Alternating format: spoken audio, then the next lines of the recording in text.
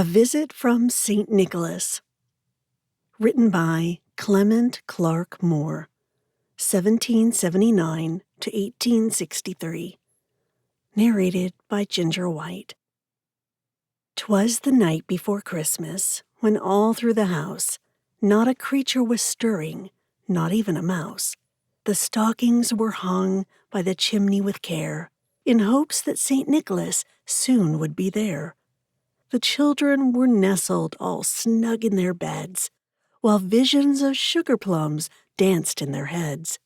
And Mamma in her kerchief and I in my cap had just settled our brains for a long winter's nap, when out on the lawn there arose such a clatter.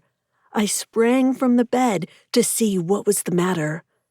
Away to the window I flew like a flash, tore open the shutters, and threw up the sash.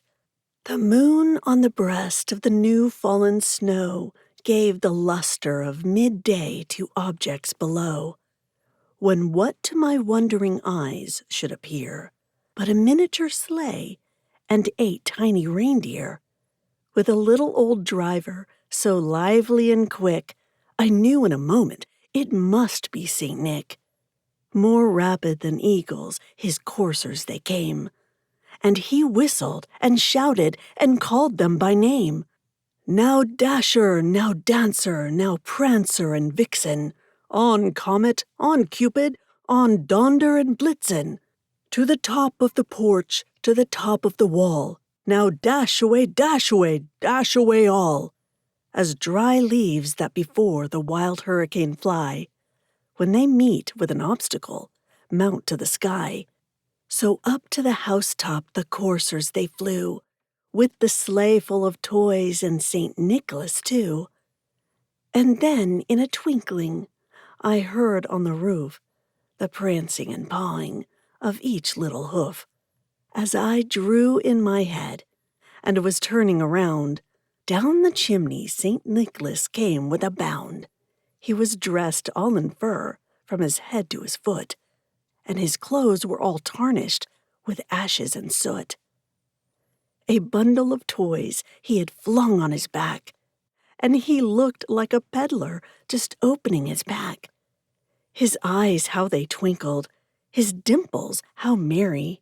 His cheeks were like roses, his nose like a cherry. His droll little mouth was drawn up like a bow, and his beard of his chin was as white as the snow. The stump of a pipe he held tight in his teeth, and the smoke it encircled his head like a wreath. He had a broad face and a little round belly that shook when he laughed like a bowl full of jelly. He was chubby and plump, a right jolly old elf, and I laughed when I saw him in spite of myself. A wink of his eye and a twist of his head soon gave me to know I had nothing to dread.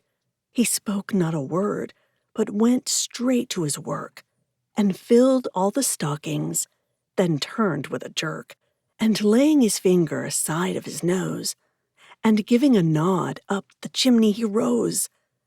He sprang to his sleigh, to his team gave a whistle, and away they all flew like the down of a thistle. But I heard him exclaim, ere he drove out of sight, "Happy Christmas to all, and to all a good night."